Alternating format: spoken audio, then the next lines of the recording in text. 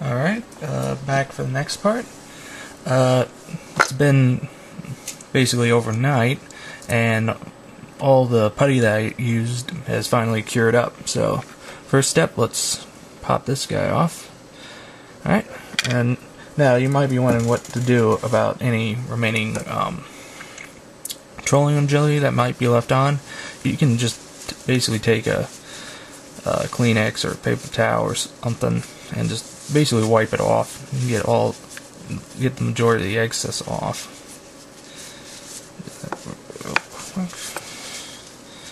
Yeah, at this point I wouldn't worry about it too much, and we're still going to wash the parts. So now for areas of putty like this, it's sometimes advantageous to first use your X-Acto blade just to get some of the heavy excess off, or get in and just cut it down a little before you get to sanding, as since sanding is more of a area effect type thing, and wanted to try and protect the details on this leg. Okay, and you just work your X-Acto blade in nice and slowly, as you don't want to do it too quick, as you can cut away more putty than you wanted to, and also want to be careful so you don't cut yourself, as if you work too quickly, that's more than likely what's going to happen. Okay.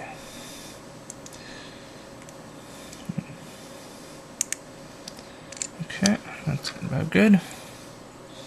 Do the same on this one.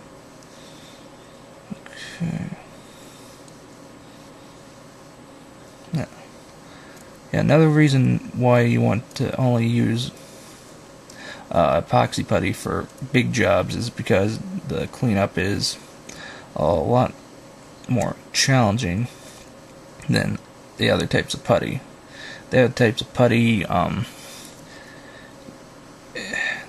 it's basically the difference in hardness of the putties. Epoxy putty is very hard once it's cured up, and it is almost like resin. In fact, well, it is technically a type of resin. So, alright, let's get in there. Yeah.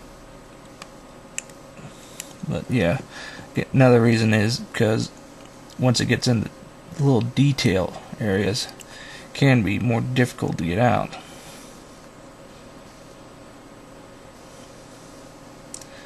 Again, when you're cutting like this, it's best to rock the blade back and forth and not force it, as again, it's dangerous to do that both to the part and to you. Okay, now for this part I'm going to be using some sanding sponges, since they're the highest grit sandpaper I have, and because I want to try and preserve as much of the curved contour as possible.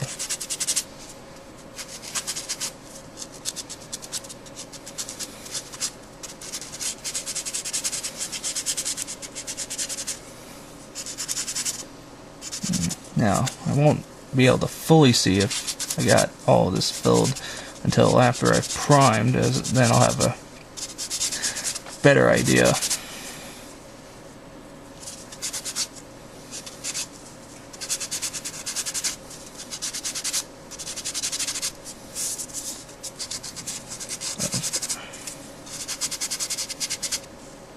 What it looks like.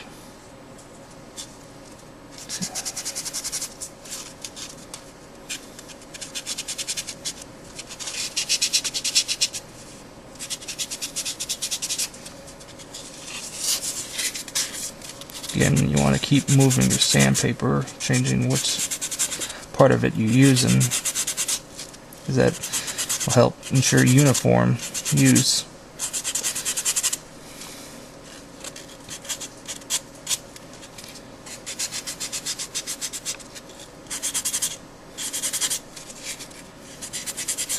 Okay, just about have this one done on me. Yeah, that looks good. Alright. On to the next one. Yeah, the lips a little.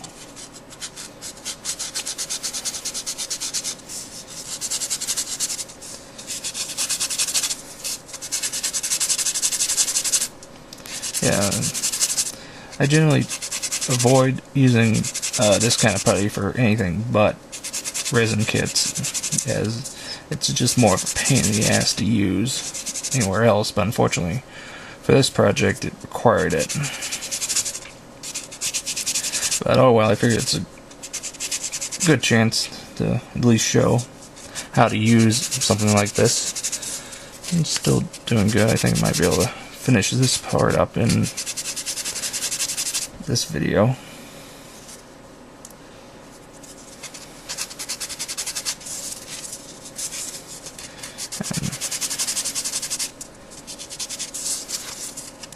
And again, it always seems like, at least with this one set of videos, it's been nothing but a lot of sanding. But hopefully next week, once we've cleaned these parts, and actually missed a little more, can get a little more off with the X-Acto blade.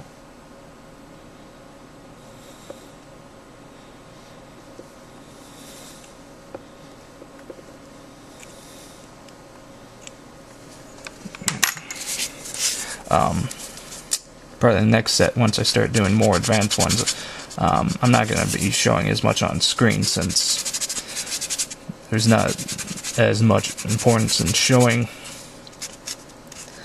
basic steps to more advanced model builders. But then again, I might still do it just for thoroughness, and because make sure it's a complete build walkthrough. And just about got this part done.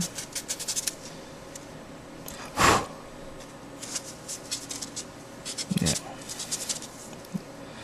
And there we go. So we got the legs now fully